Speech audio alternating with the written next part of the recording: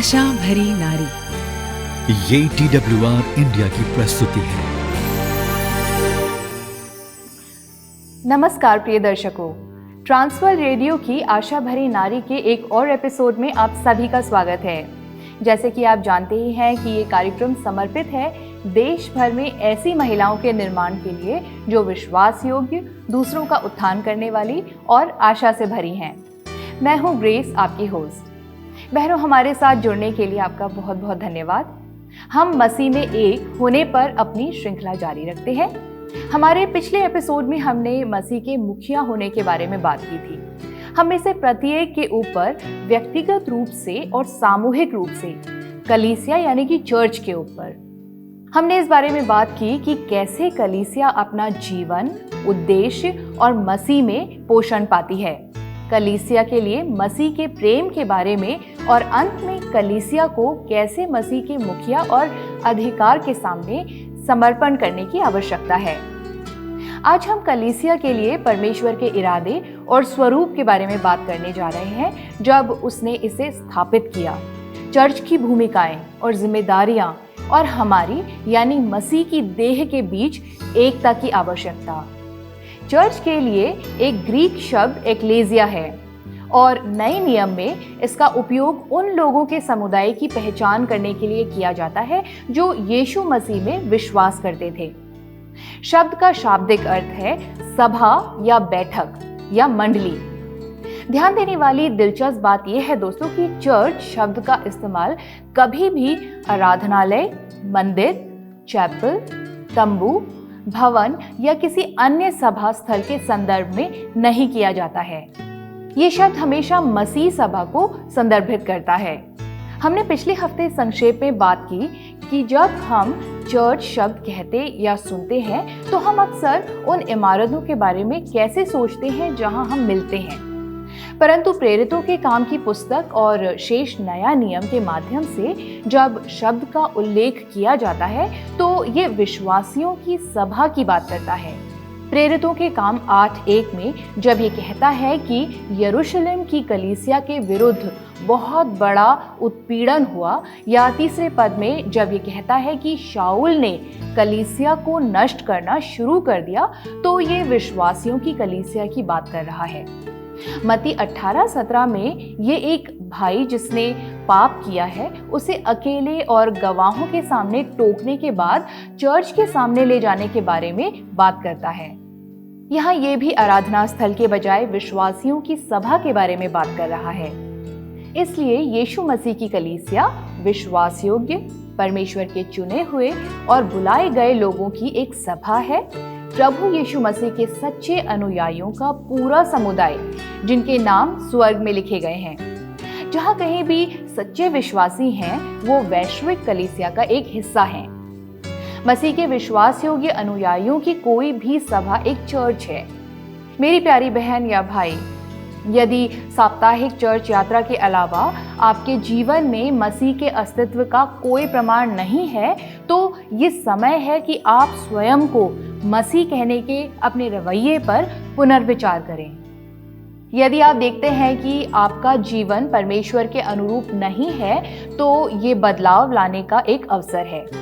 प्रभु की ओर मुड़ने में कभी देर नहीं होती है। चाहे हम उससे कितनी भी दूर क्यों ना चले गए हों, जब भी हम उसके पास आते हैं वो हमें वापस लेने के लिए हमेशा तैयार रहता है। हमारा एक और संघर्ष जो है वो है कलीसिया में अपना स्थान खोजना। और यही वो समस्या है जो इस पत्र को भेजने वाले हमारे मित्र को हुई। वो अपने अनुभव और कलीसिया के साथ अपने संघर्षों को बताती है और ये कि परमेश्वर उन्हें इससे निपटने के लिए क्या कह रहे हैं। वो इस प्रकार से कहती हैं, मैं एक बहुत ही पारंपरिक कलीसिया में पली बड़ी हूँ। मुझे लगता है कि जीवन के किसी भी पल मुझे इस बात के ज्ञान की कमी नहीं थी कि यीशु कौन है या उन्होंने मेरे पापों के लिए अपनी जान दी, लेकिन बस मुझे इतना ही पता था।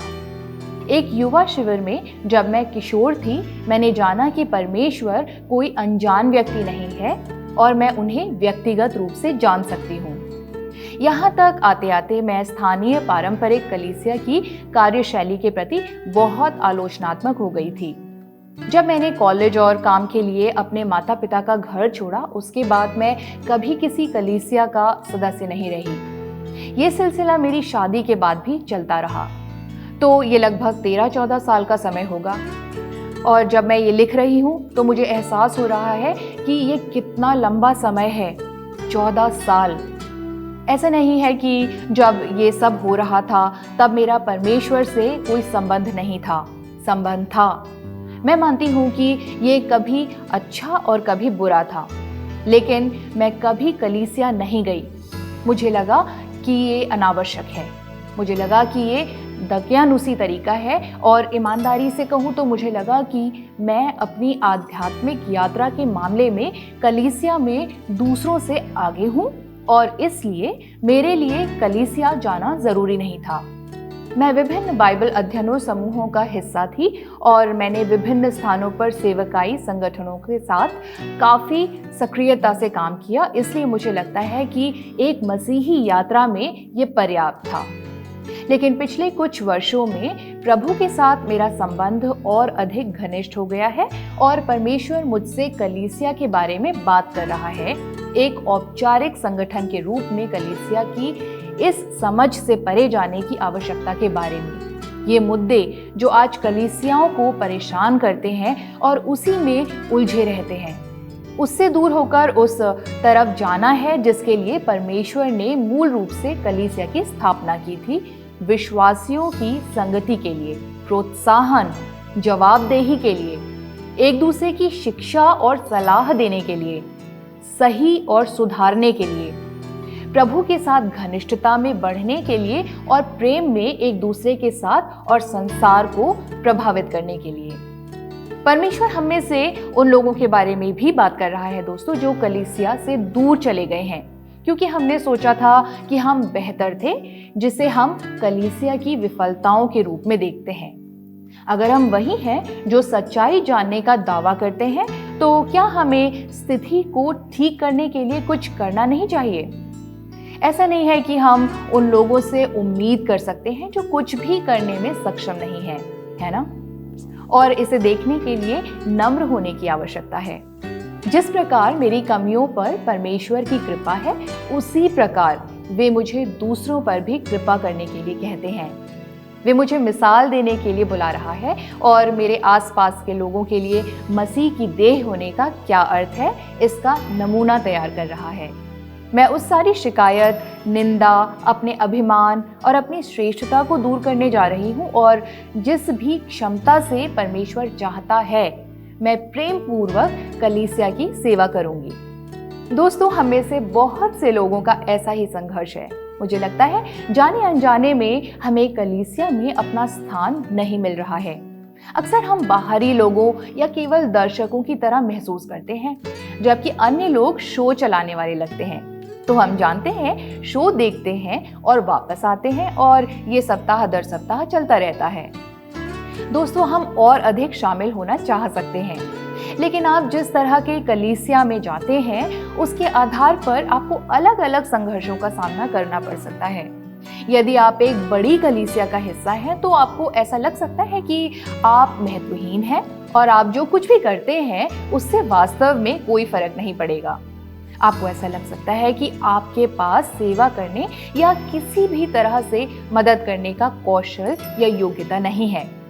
लेकिन यहाँ एक बात यह है, यदि आप मानते हैं कि कलीसियाई संगति मसीहियों के रूप में हमारी यात्रा का एक महत्वपूर्ण हिस्सा है और यदि आप एक इच्छुक और सच्चे दिल से प्रभु के पास जाते हैं, तो परमेश्वर निश्चित रूप से आपको दिखाएगा कि आप स्थानीय कलीसिया में अपनी सेवा कैसे कर सकते हैं।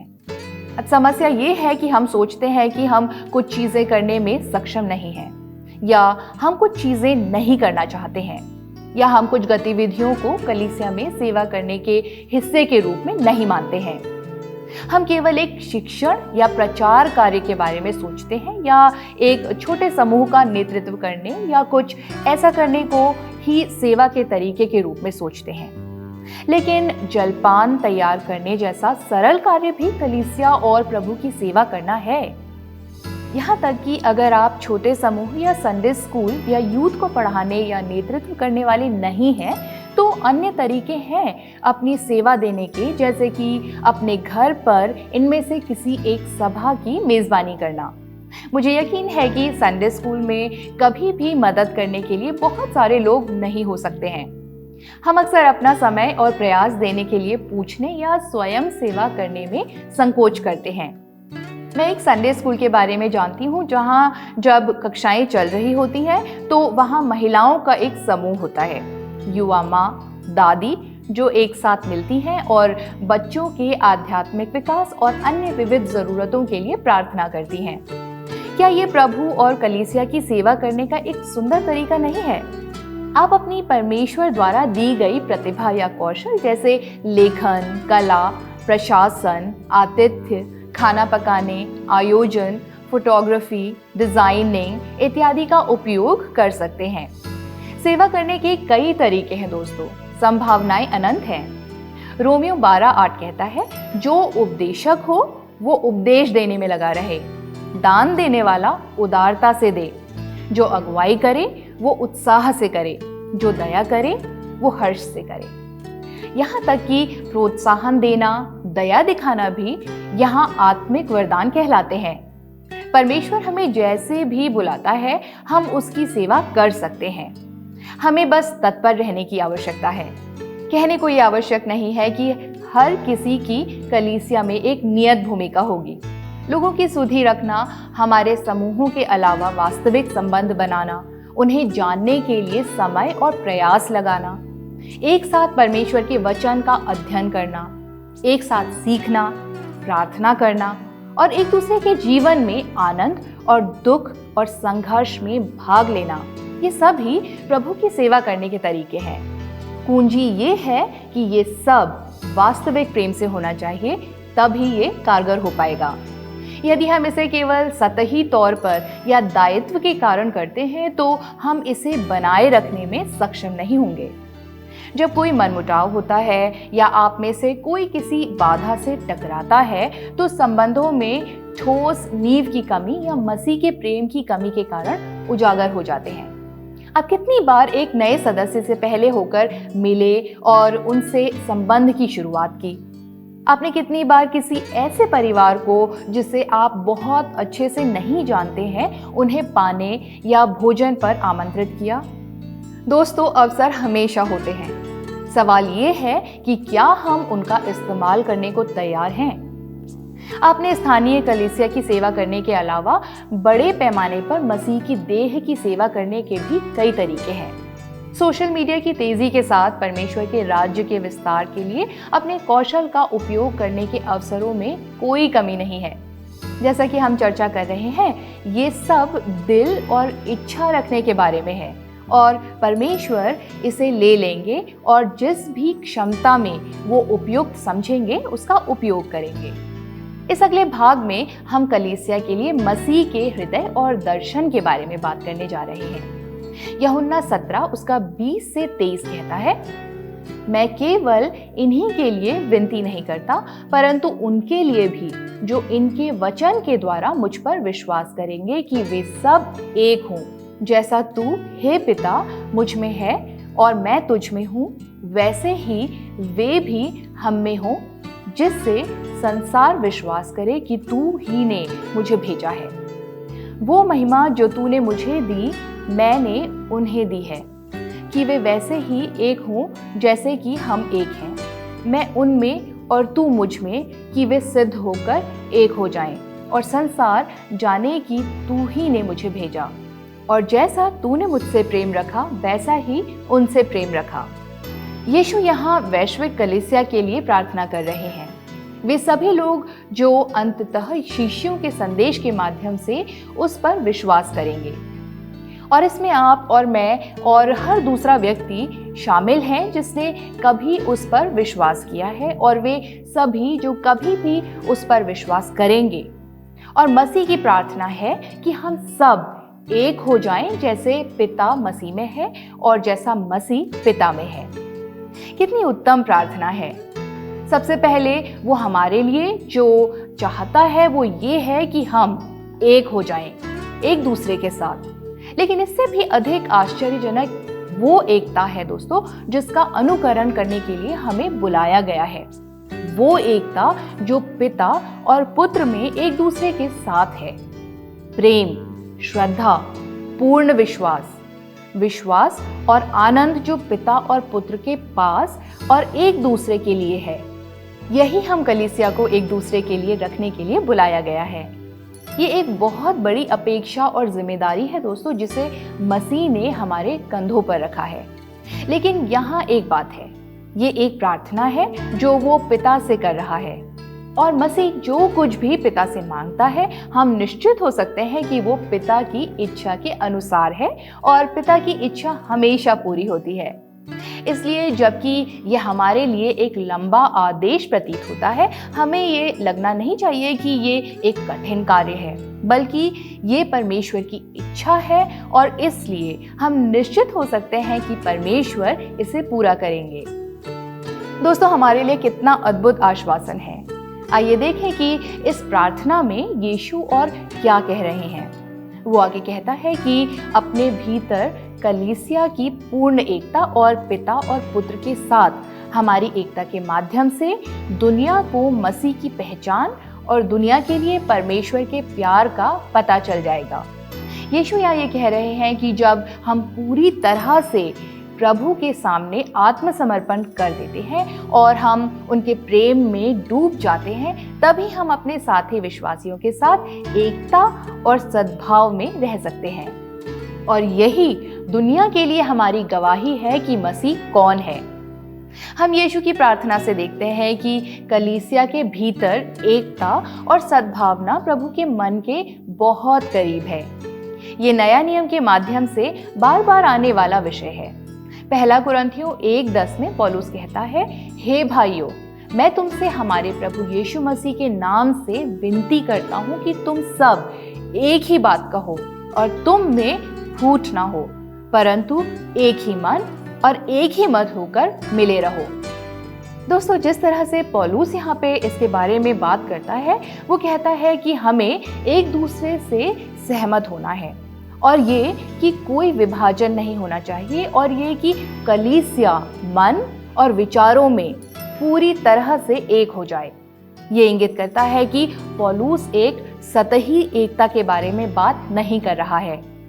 वो यहाँ बिल्कुल स्पष्ट है कि हमें चीज़ों को दबाना, छुपाना नहीं चाहिए, लेकिन वो जिस शांति और सद्भावना का उल्लेख करता है वो मतभेदों को संबोधित करने और स्वीकार करने के परिणाम स्वरूप आता है। इस तरह की एकता एक विशिष्ट मसीही गुण है और वास्तव में केवल प्रभु से ही आ सकती है। यदि कलीसिया प्रभु और उसके प्रेम में स्थापित नहीं है तो हम एकजुट नहीं हो सकते हैं।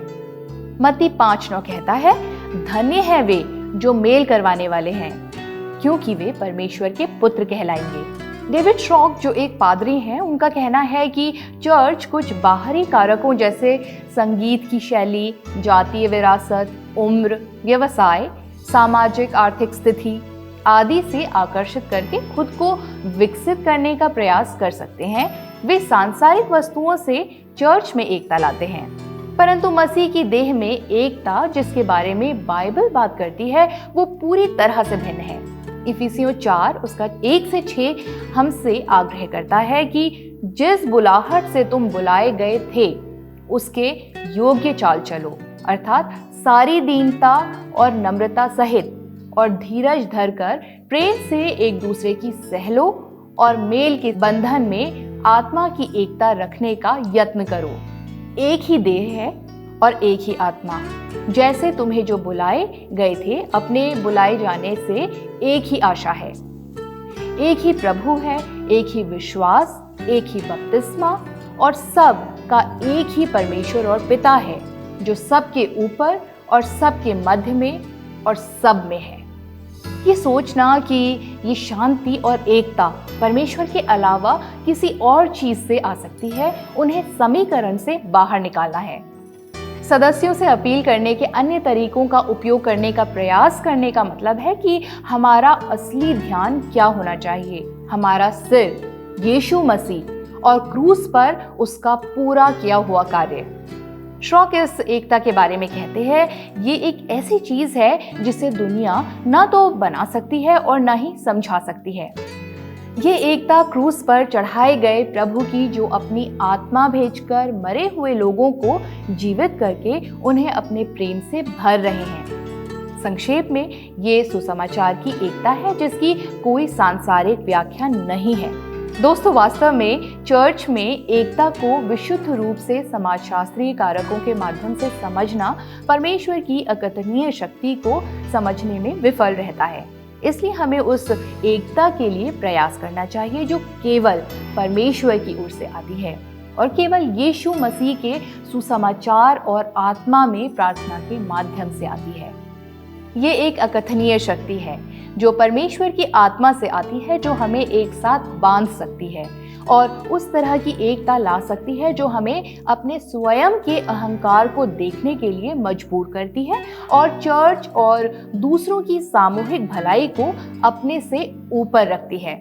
एकता का सबसे अधिक विरोध अभिमान और स्वार्थ से होता है, परंतु जब मसीह हमें स्वयं का इनकार करने के लिए बुलाता है तो वो कहता है कि हम अपने व्यक्तिगत हितों को दूर रखें और जैसा उसने प्रेम किया है वैसा ही प्रेम करें। फिलिपियों 2:3-4 कहता है, विरोध या झूठी बढ़ाई के लिए कुछ ना करो, पर दीनता से एक दूसरे को अपने से अच्छा समझो। हर एक अपने ही हित की नहीं वरन दूसरों के हित की भी चिंता करे।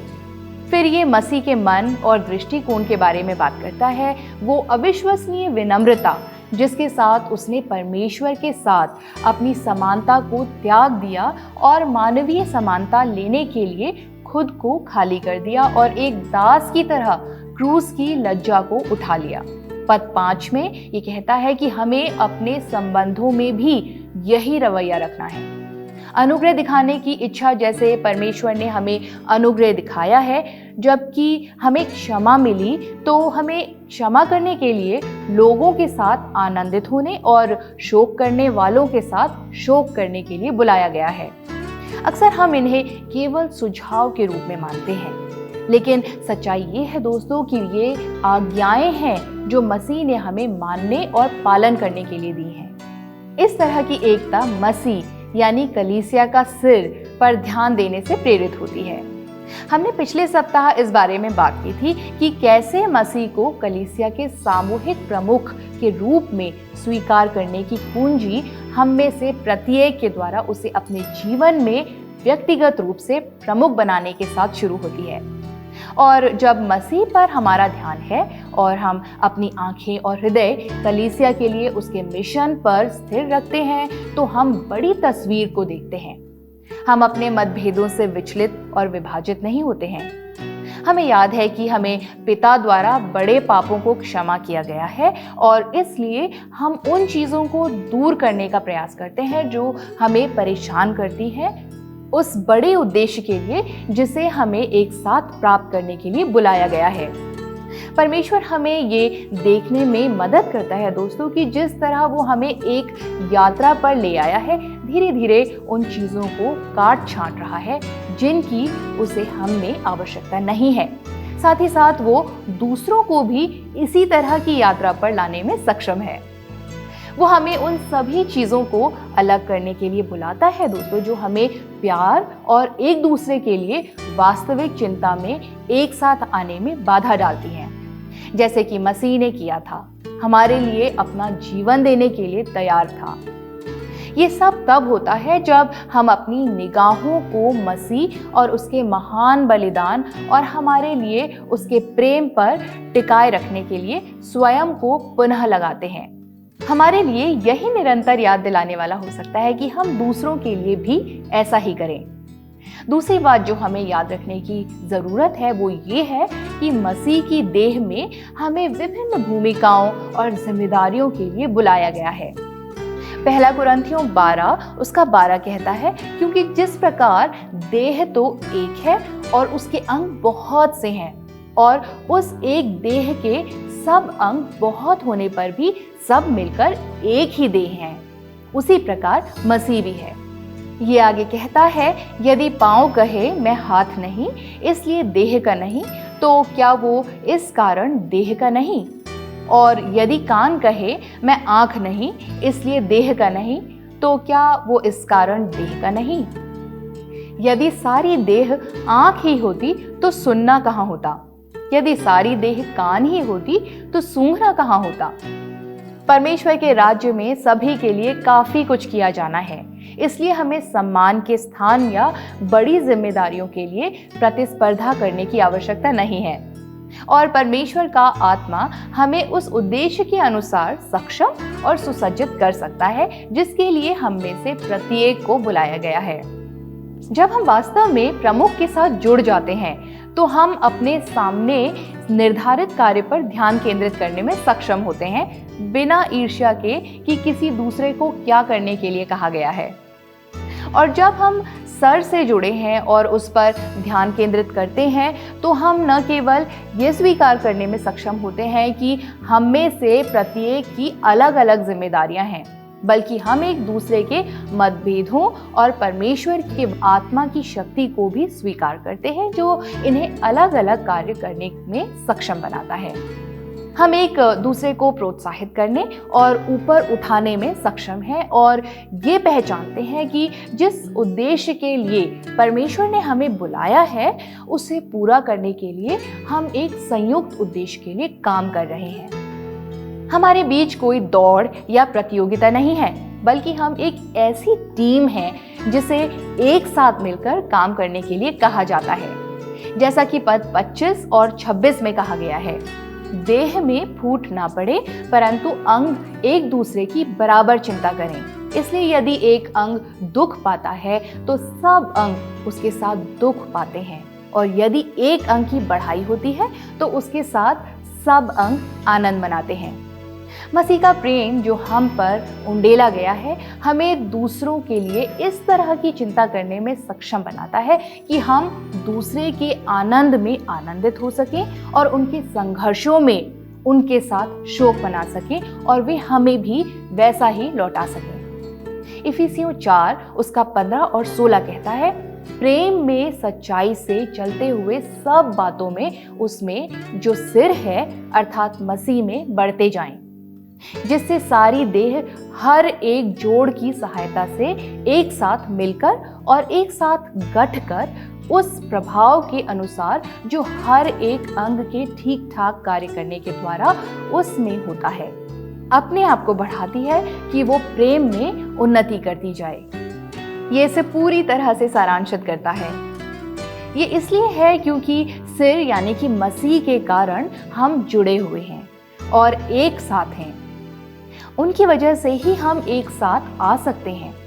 ये वो है दोस्तों जो हमें एकजुट करता है, वो हमारी एकता का स्रोत है और ये उसके उद्देश्य के लिए है कि हमें एक साथ लाया गया है। ऐसा ना हो कि हम इसे भूल जाएं और अपने स्वयं के एजेंडे का पालन करने के लिए खुद को विचलित होने दें। वो है दोस्तों जो हम में से प्रत्येक भाग को ठीक से काम करने के लिए तैयार करता है। हम घमंड को जगह नहीं दे सकते हैं ये सोचते हुए कि हम जो करते हैं उसके लिए हम किसी भी श्रेय के पात्र हैं। ये वो है जो हमें सक्षम बनाता है, न कि हम स्वयं। और अंत में कि हम ये सब प्यार से करते हैं। जो चीज़ ये सब चलाती है वो है प्रेम। हम प्रेम में एक दूसरे से सच बोलते हैं और हम बढ़ते हैं और प्रेम में निर्मित होते हैं। ऐसा हो कि हम नम्रता से सिर के सामने आत्मसमर्पण का जीवन जिएं, उससे अपनी एकता, क्षमता और उद्देश्य प्राप्त करें और उसके प्रेम में निहित और स्थापित हों और हम एक दूसरे के लिए अपने प्रेम और अपनी एकता के माध्यम से दुनिया में मसीह को दिखाएं। तो दोस्तों, इसी के साथ आज का कार्यक्रम यहीं पर समाप्त होता है। अगले कार्यक्रम में आपसे फिर भेंट होगी। तब तक के लिए हमें आज्ञा दीजिए। नमस्कार। प्रभु आपको आशीष दे।